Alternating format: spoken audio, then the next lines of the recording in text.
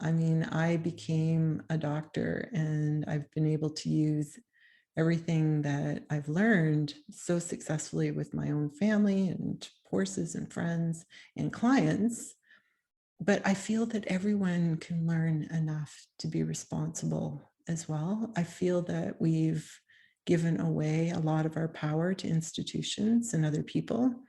And it's okay to trust them and to get information, but I feel ultimately we need to become more responsible for our own health. And to do that, it's an inward journey. Welcome to GMP, the Great, Glorious, and Glamorous, aka the Going North Podcast, where authors from around the world help you realize that success is tangible. You'll leave with at least one new piece of inspiration or information to help you keep going north every Monday, Thursday, and Saturday. Now let's get on with the show.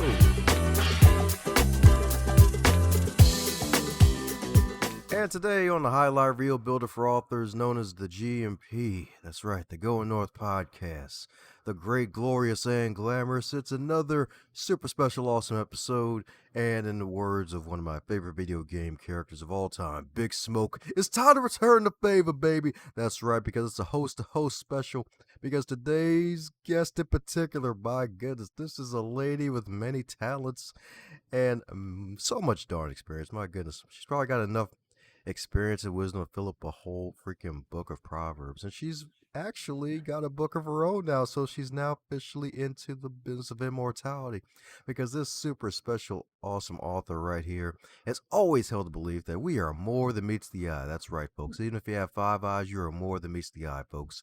Who has studied several levels. That's right, folks. Several levels of Reiki, as well as a past life as a ballroom dancer, even does salsa dancing. And to make it even better and not bother, she's not your average doctor. In the words of Yogi Bear, it's not your average bear. This is a special doctor indeed. Not just because she's freaking gorgeous, but also because she's a naturopathic doctor and a homeopath. So she's going to tell us more about that. So let's give it up for the one, the only, the super fabulous, jubilant, and marvelous Jayne Marquis. How you doing today, Dr. Jayne? Hey, Tom. I'm doing great. Thank you. Oh yeah, that's right. She's doing great with all the R's indeed, folks. Yes. How are you doing? Ah, that's right. With you in my ears, this is even better. I'm doing fabulous. I fly planes too. You forgot to mention that. Oh, that's Well, right. I did. I did. I didn't keep my pilot's license. It takes a lot of time, but Well, hey, well, that means it's I also, probably. Oh, go ahead. I know I missed some oh, cavities. Fill them in. Fill in oh. the cavities I missed. I also found it super scary. You really have to be on the mark and, pay a lot of attention when you're flying a plane. Oh, yeah, exactly. It's not like gonna just fly into a random forest and be like, I Right. should have my coffee this morning. It's like, no, you might die if you do that. Yeah. Have to use like caution at all times. So what are we That's going to right. talk about, Don? So we're gonna talk about you and this fabulous new book that you freaking have. My goodness, because it's not every day that you meet a doctor with your level of expertise, but also with a background of, oh my goodness, freaking pilot, ballroom dance champion, trampolinist too, and an equestrian. Like, where did all these interests come from? Well, let's see. I became a ballroom dancer just as I graduated from university because I loved to dance and I danced all through university. And then I met my husband at that time and I talked him into taking up ballroom dance lessons. And he made me a deal that I'd take up to become a pilot if he took up ballroom. So we started on the ballroom dance journey, and we started to compete, and we didn't like losing. So we took a lot of lessons. And eventually we started to do really well. And at the same time, we were getting our pilot's license, but our ballroom dance career continued for, I don't know, maybe 5 years after even flying, because we became so competitive in it. And we ended up with a Canadian dance champ as ballroom Latin dance champs, and we were, I think, third in the ballroom, which is Viennese waltz, foxtrot, that kind of thing. So it was super fun.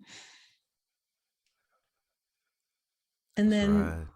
right, and then I had twins after we became Canadian dance champs, and the dancing went down hard because you need to practice a lot, and twins interrupted that in a big way.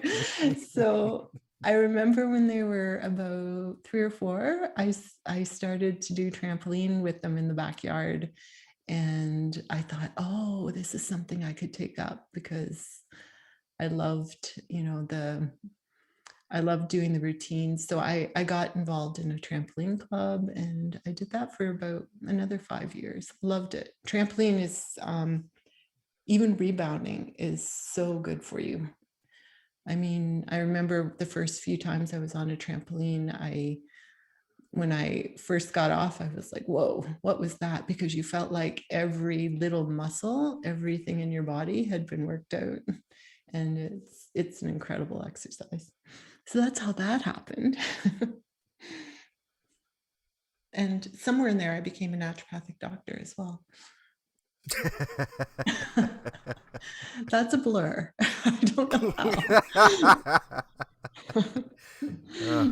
Must have been during the trampolining phase. It's like, hey, in the air, like, oh, what's my name? Oh, it's Steve. Wait, it's not Steve. It's Jay. Well, it's kind of funny because toward the end of the dance career, just as we were becoming dance champions, I was reviewing my life at that point, and I realized I wasn't doing what I was passionate about. And so I remember praying and asking the universe what I should do next. And it came to me walking my dog about 3 days later that I should be a doctor. And so much changed in my life very quickly.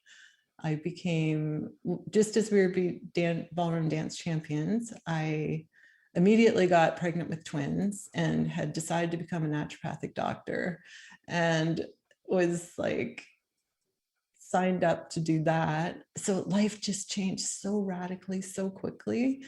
But I somehow, even after having twins, I got back to school and became a naturopathic doctor, which took me 5 years instead of 4. And then I became a homeopath after that. So it's just kind of crazy how life morphs. Oh, yeah, that's right indeed. That's right indeed.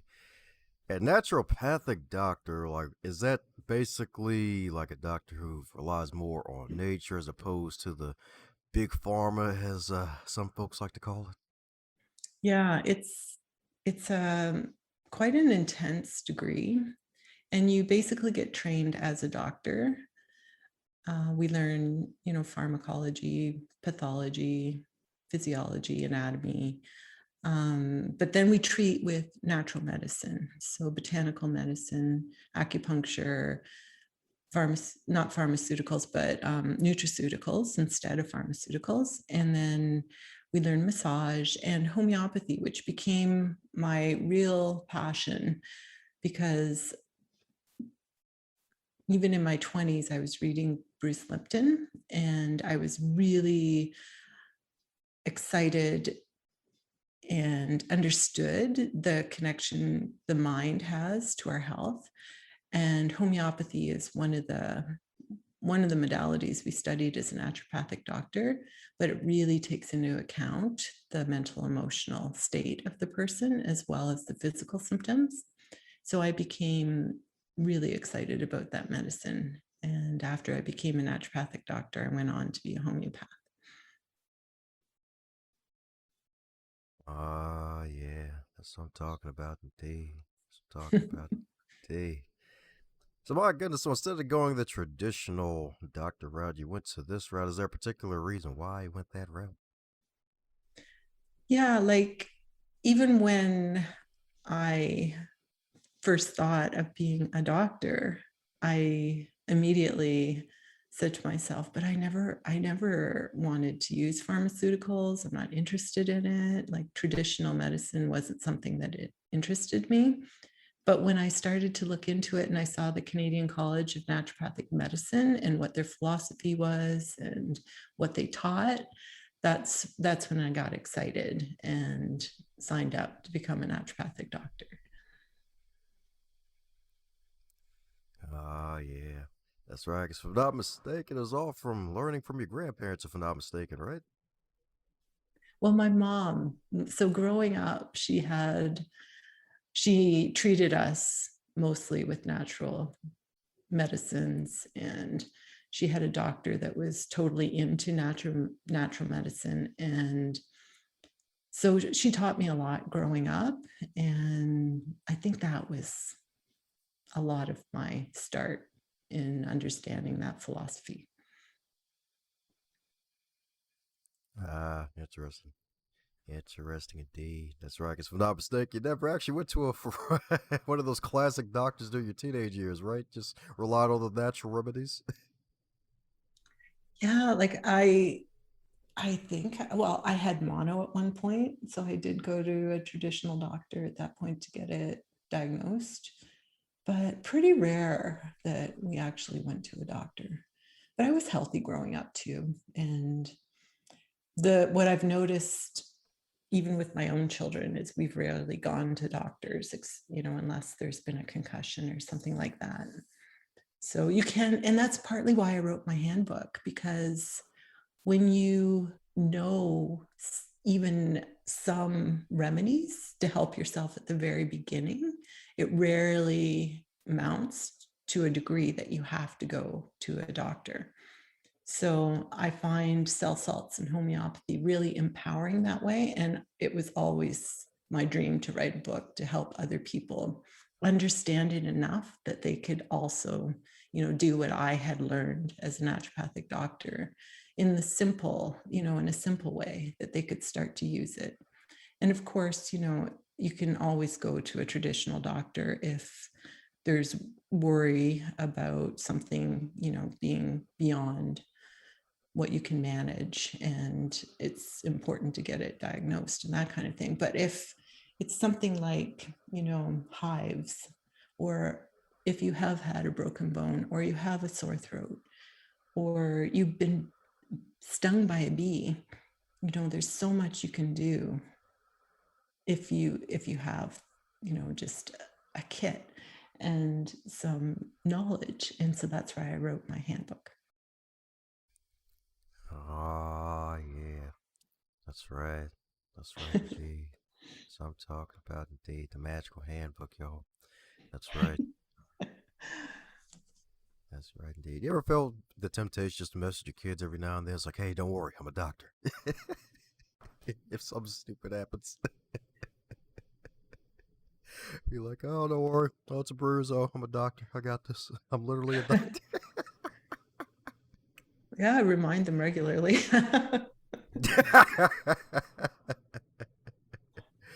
Oh, well, that's freaking amazing. That's freaking amazing. So, my goodness, so within this wonderful handbook helping to empower the regular, everyday human being like ourselves to really keep some things in mind so that way they can hopefully stay healthy and keep some things in the back pocket through this handbook. Mine filling us in on a couple of the cell salts that you mentioned in the book for those who need to pick it up and keep it on their bookshelf, maybe, and keep it on top of their head. Yeah. I mean, the reason I love cell salts is there's only 12. And I would always teach mothers, especially, how to use them because they can use them so easily in the middle of the night if something starts, or on a weekend when they can't get hold of somebody. And so that was the start. I wanted to teach about cell salts. There's 12 of them. They were originally developed by Wilhelm Heinrich Schussler in the 1800s. And what he found was that our body required 12 essential salts to be healthy. And he found them by actually through cadavers and diluting and, experimenting and seeing under microscope that these 12 essential salts were in every human being. And then when they're missing, we often develop pathologies or we get sick. So one of the ones I use a lot is ferrum phos, and ferrum is Latin for iron. And iron is used in the body. It's attached to our hemoglobin. And we need iron in order to have energy and to be able to carry oxygen. So if someone is iron deficient, they'll often feel really tired. And one of the easiest ways to restore iron is through the remedy or the cell salt, ferrum phos. And the wonderful thing about cell salts is they're easily absorbed by the body because of the way they're made. And they're in a potency of 6x, which is a finer energy. So the body absorbs them really quickly, and you don't have the side effects that you do with an iron supplement, which can often cause constipation. So I use ferrum phos even when I subscribe botanical iron source for someone low in iron. And I also subscribe it at the very beginning of a cold because it helps our bodies carry oxygen. So if someone's beginning to feel sick, or if you have a child that's starting to feel sick, if you give ferrum phos frequently, it can often abort the cold. So it's just brilliant to have in a mother's cupboard. Or in a kit.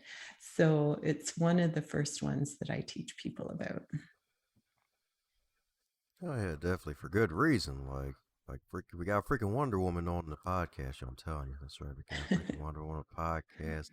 Indeed, because that one in particular, the common cold, my God, yeah, it's those And things so can be annoying. simple. Yeah, but such a simple thing to do, isn't it? And then I often combine it with calc phos. And calc phos is another cell salt that I always teach people about ferrum phos and calc phos first.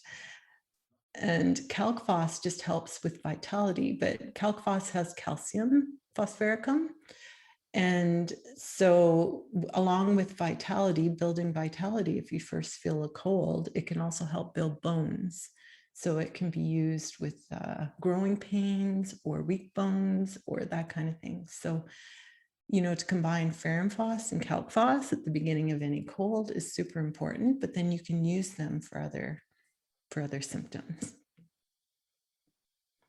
So those are the two that I wanted to teach about on your show the most, just to give people a glimpse of what they can do. I can say that again, indeed, yeah. Yes, indeed. Yes, indeed. That's right, because the bones, indeed, definitely got to make those as strong as possible. Because I've like especially, I think it's probably especially in the U.S. It's like the way the crap that they're putting in the food nowadays. It's like, oh God, it's a little bit on the deficiency side of the game, and also the fact that with that, it's just like, oh, it just leads to all these other diseases, and of course the weaker bones too, which is never fun. It's like, oh, gotta put some calcium back into, gotta keep those Right? bones as healthy as possible. Yeah, and we often think of milk as the source of calcium, but it has a lot of cons that come with it. And green leafy vegetables are higher than calcium than milk, but most people don't realize that, right?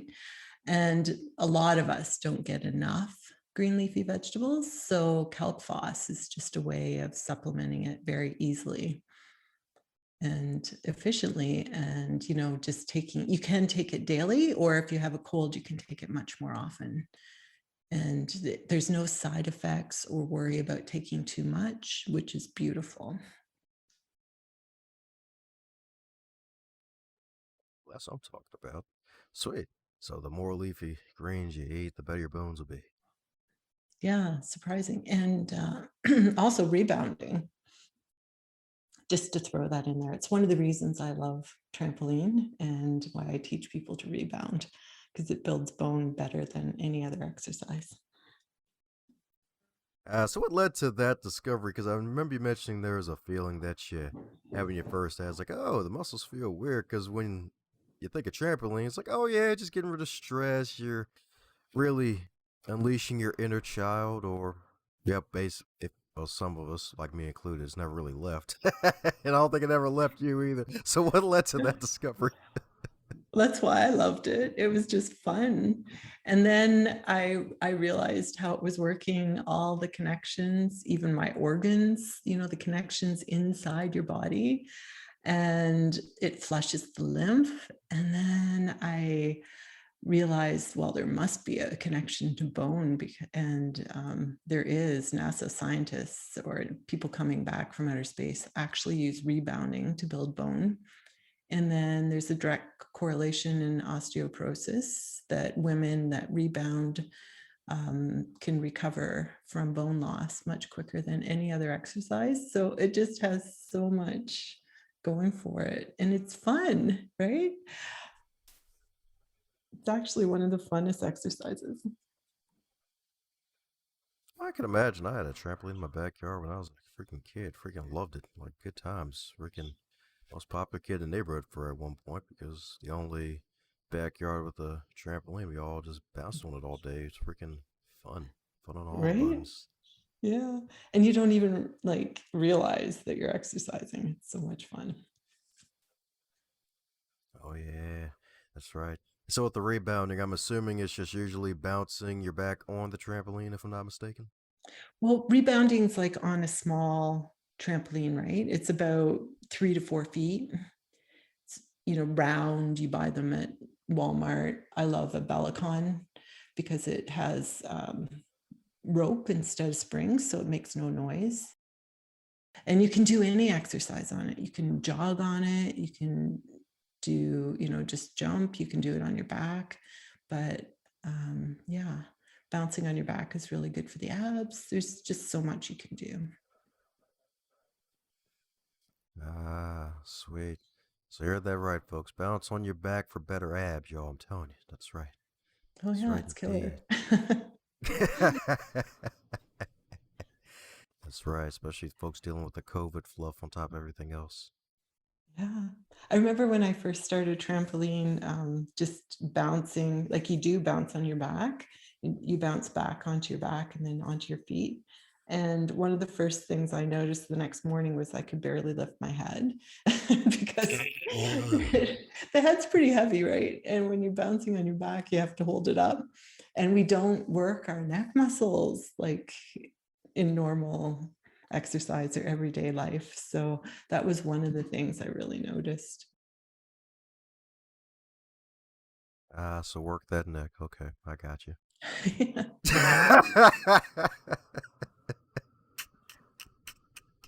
Pretty cool pro. But I didn't realize just how effective it would be, or that I wouldn't be able to lift my head the next morning. I didn't know that. Ouch. Okay, well definitely be careful then. My God, ouch. Like I gotta just visually picture Well, it's just stiff, right? Just stiff from over, when you exert a muscle, that kind of thing, which I think is a good feeling. I like that feeling.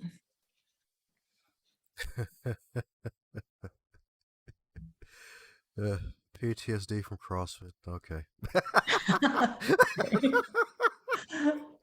That's all coming back like, oh God, no.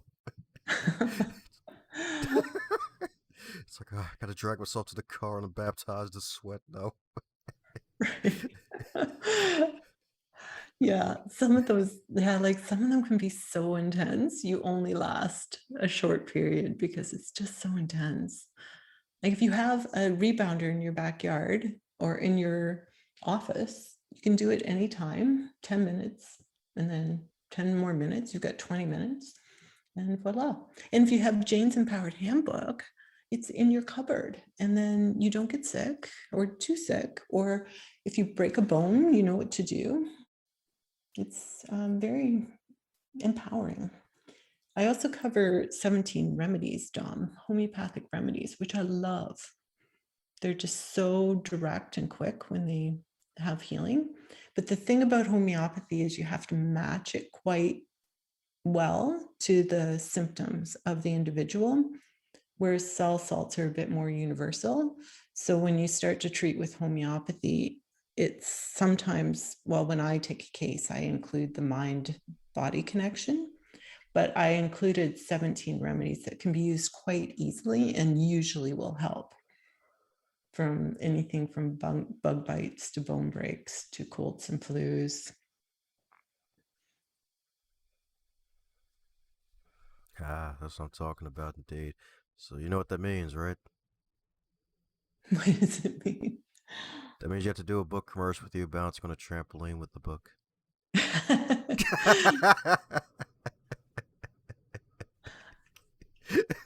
Well, it's kind of a good idea. It's like, yeah.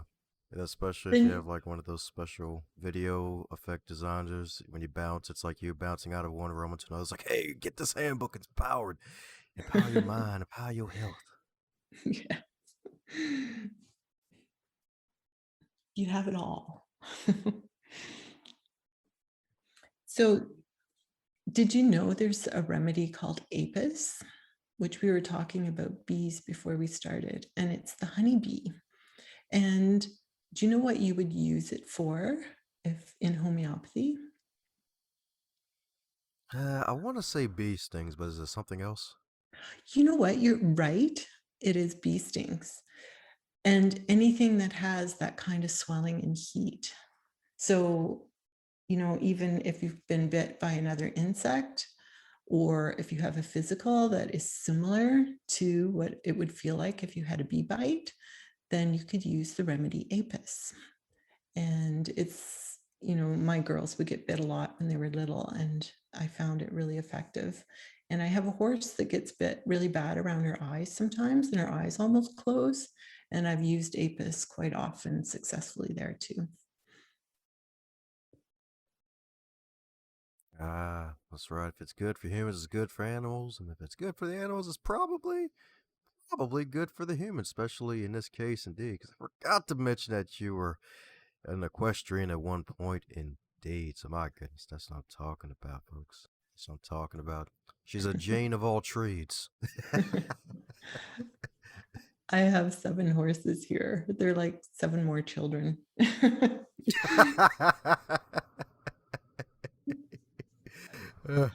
I'm always treating something. They're always getting into trouble. Well, at least you have to pay for horse college, right? Right? Did you know that horses, they can carry poison ivy on their coat? And I had a patient who got poison ivy from grooming her horse. Oh, And ouch. right? Isn't that crazy? And that remedy is in the handbook, what you take. It's a homeopathic remedy, and it's taken from the plant poison ivy, and it's called Restox. So I teach people how to take that remedy if they've had, or I include 17 remedies, but how to take them if it's acute, or if acute is when something's come very suddenly, like poison ivy or a bee bite. And also how to take it if it's something that's come on more slowly, then you take it less often and for possibly a little bit longer. So I teach that in the handbook because that's one of the harder things to understand, when to redose or when to know if a remedy is working. Because as long as there's signs that you're on the right track, then you just redose as needed rather than continue to take it like an allopathic medicine. In allopathic medicine, it says take this 2 times a day for 7 days. Whereas in homeopathy, you listen to your body more and take it as needed, or if symptoms return. That's the way it really should be, to be honest. It's like, oh yeah, feeling great, body feels good. I don't know. It's like, all right, I think I can put this down now, as opposed to some folks be like, you know what, I feel great, but I'm gonna be on the. Oh God, man, it's dope. He reminds me of certain stuff with some family where it's like, oh yeah, the problem's over, but you still have to keep taking it because the problem will keep coming back thanks to the side effects Right? and the big pharma as opposed to the natural medicine, depending on what the situation is. Yes. So a homeopathic remedy can act very swiftly and effectively. And the worst that can happen, there's no side effects really, but the worst that can happen is you didn't match it to the physical symptoms. And then it just doesn't work if that's the case. But I talk about that as well, because that's something that most don't understand.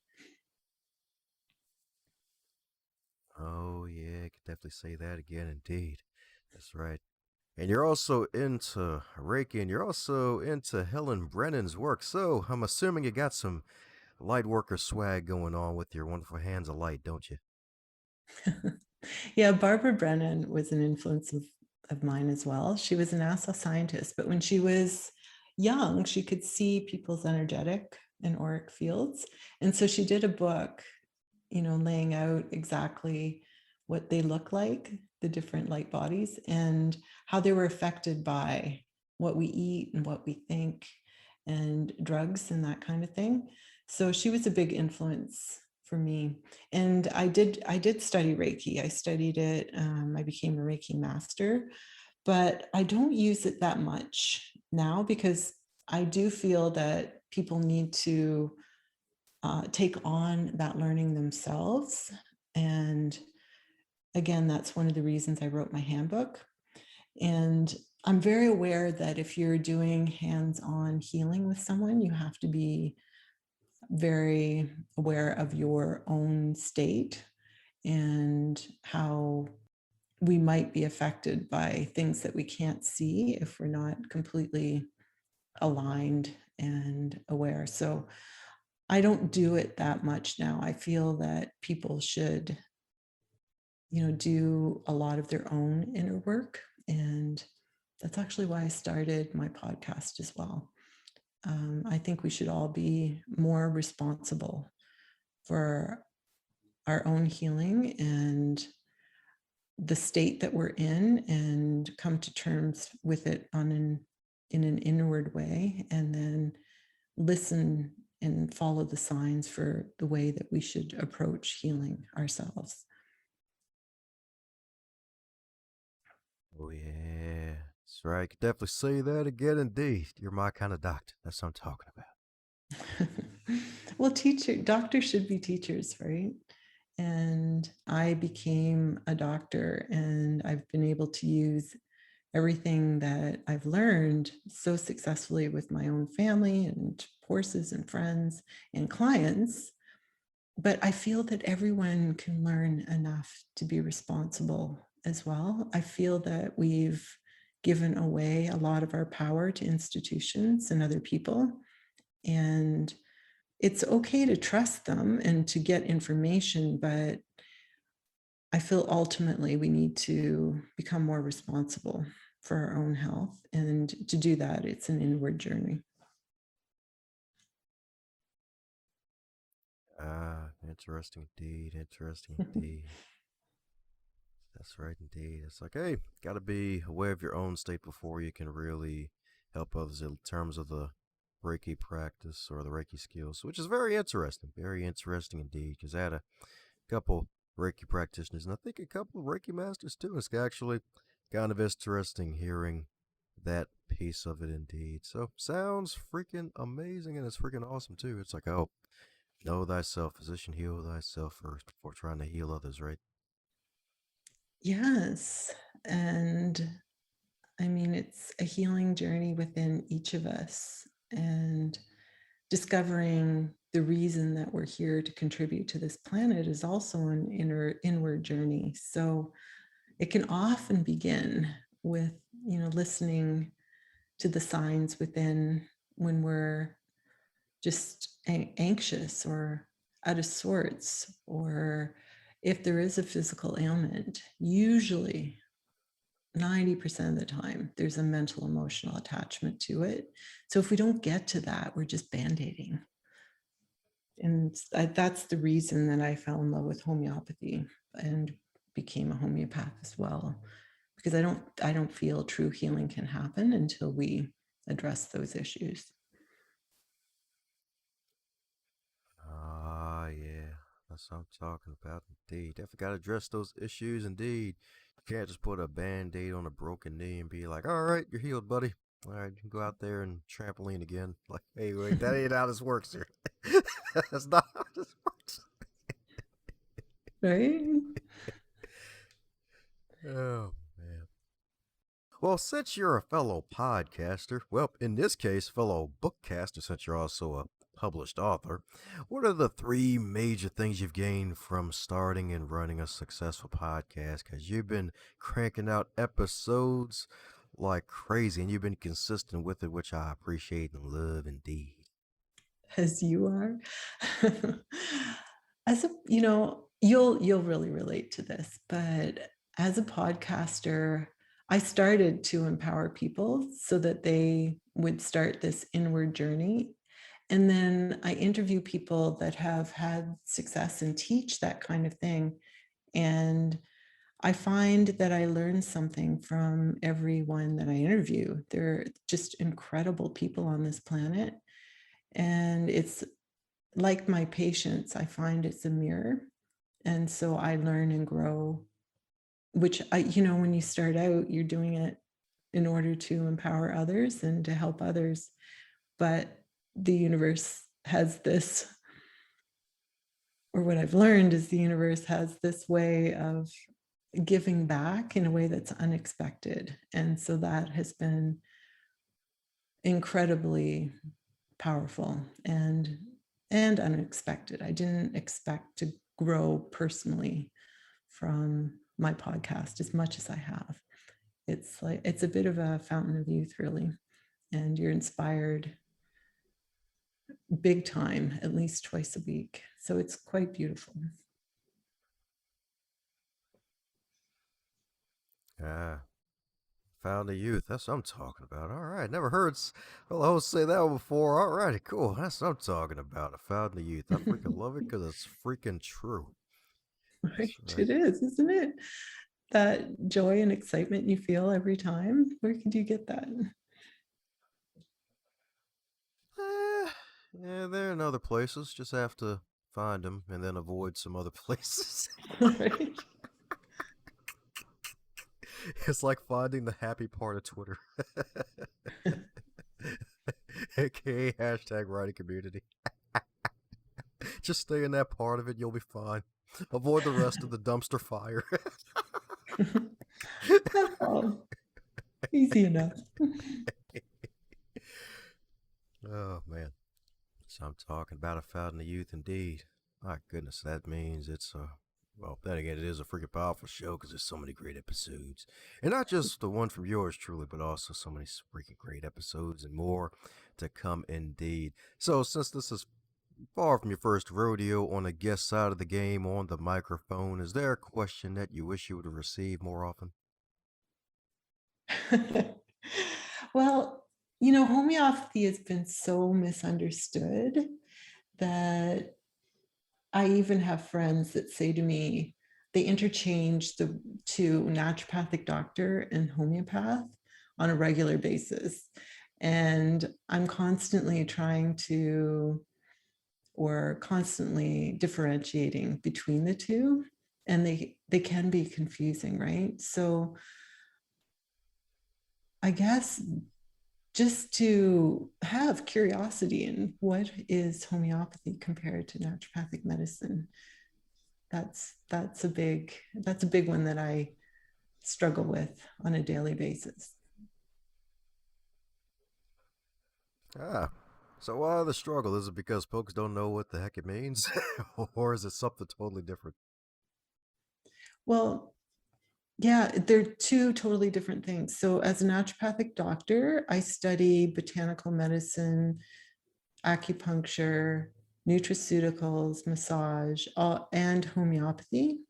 But then homeopathy is a study on its own. So it can be used as a modality on its own. And it's the one that combines this whole mind-body connection.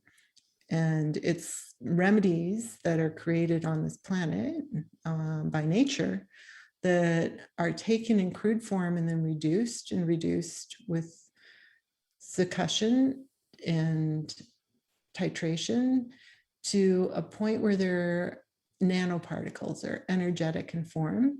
And that's one of the reasons that they work so immediately and completely with our body. But the beauty of them and the difficulty of them is that they have to match the individual symptoms. So when we take a homeopathic case, we often take a case for an hour to match the mental emotional symptoms and the physical symptoms.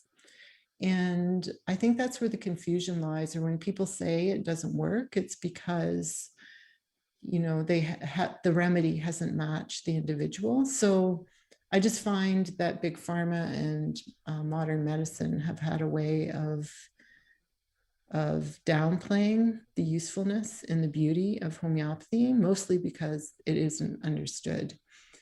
And so that's one of the reasons I made my handbook, was so that if homeopathy could be used in a way that was simple, with just 17 remedies in acute situations, if people started to see how well it worked, then they'd become curious and want to learn more, because it can help in so many really deep pathologies quickly, efficiently, and beautifully.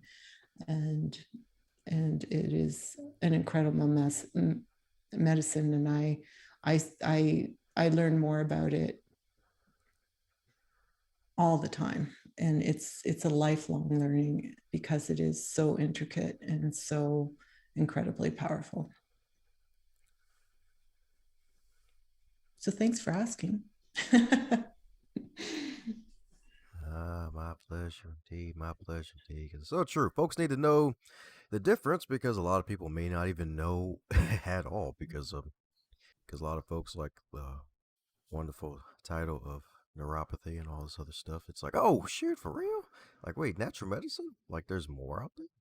Like, oh yeah, it was here on this earth thousands of years, probably millions for years, and it's like, oh, it's like big pharma. It's like, yeah, I mean, the stuff helps, but hey, if you can go the natural route, that will have less side effects. That can help you a lot quicker. Then hey, go for it. Just take advantage of what's out there already. And besides, it's probably better for the pocket too. So that way, it's like, oh yeah, don't have to go to the darn emergency room, wait for 10 hours, depending on the situation, and then have a big bill of like freaking $12,000 if you don't have insurance.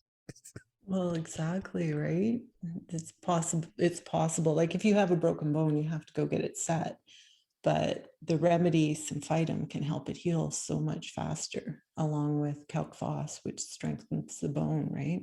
So, yeah, you can avoid a lot of time. That's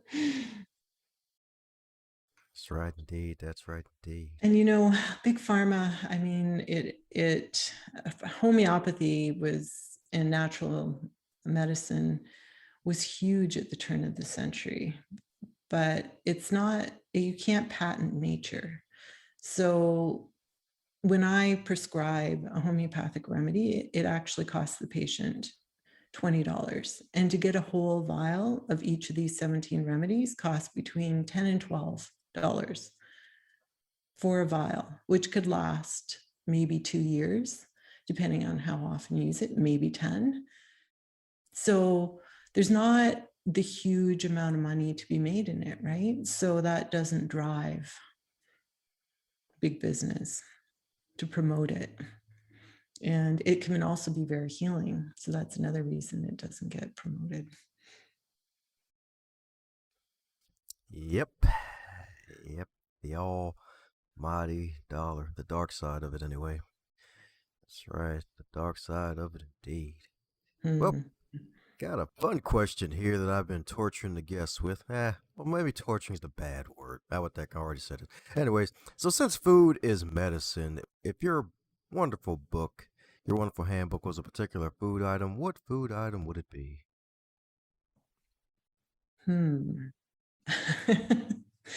Probably, I was going to say broccoli. I like broccoli. It's one of my favorite foods. It's one of those green vegetables that has so much benefit. And taken on a daily basis, it can go a long way. So, how does that sound? Broccoli. That's my answer. That's my final answer. Well, I'll take it. I will take it. That's right, the mighty bee, y'all. That's right, the mighty bee, the broccoli, y'all. That's right. That's right, indeed. The vegetable with an afro. That's right. Right? It has some fun to it as well. And you can put cheese on it. That's right. You get to take pictures with it too. Be like, yeah, I say cheese. Right?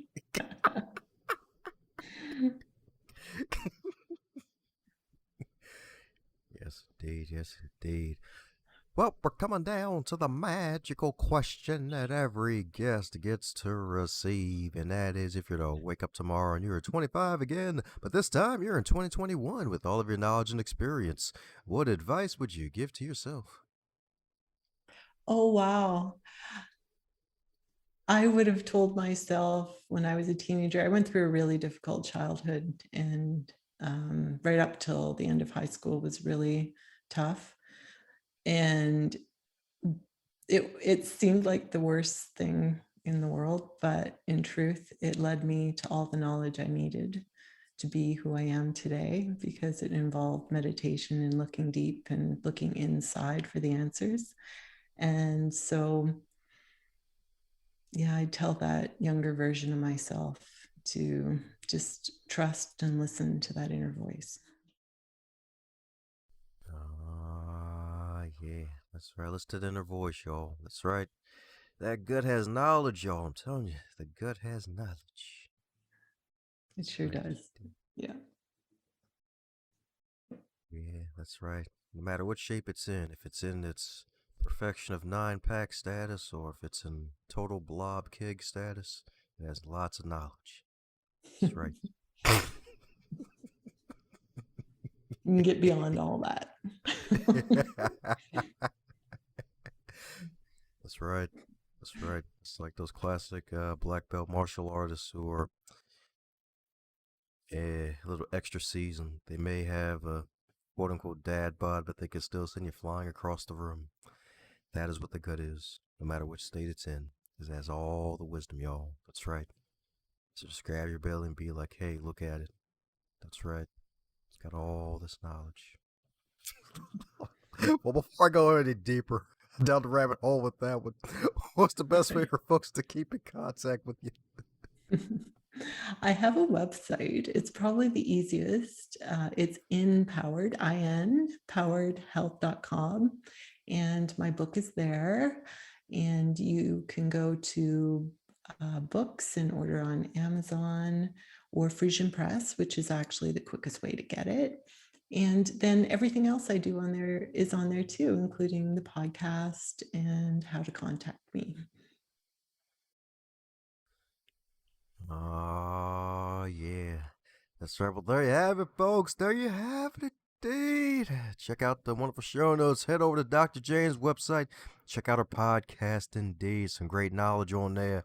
Not only for yours truly, but probably dozens and dozens and dozens of other wonderful, super special, awesome humans sharing some wonderful knowledge that'll help you have that fountain of youth. That's right, folks. You'll have a whole freaking smorgasbord. It's like a Chinese buffet, metaphorically, except the thing is, you won't be hungry again in 30 minutes. You'll be fed for a long time coming, especially with 2 episodes a week. I'm telling you, you'll be fed for a long time coming in body, mind, and spirit, y'all. I'm telling you. That's right, indeed. So, any parting words before we close up shop, Doctor? No, well, yeah. Just, enjoy life and become the perfect version of yourself that's healthy and empowered. And then when we contribute to the world and give back, we feel rejuvenated and excited about our reason for being here. How's it going, you super special, awesome human? Since you made it to the end of this episode, it looks like you really enjoyed yourself. Since you enjoyed this episode, be sure to share it with at least 3 people in your network and tell them what you really liked about this episode.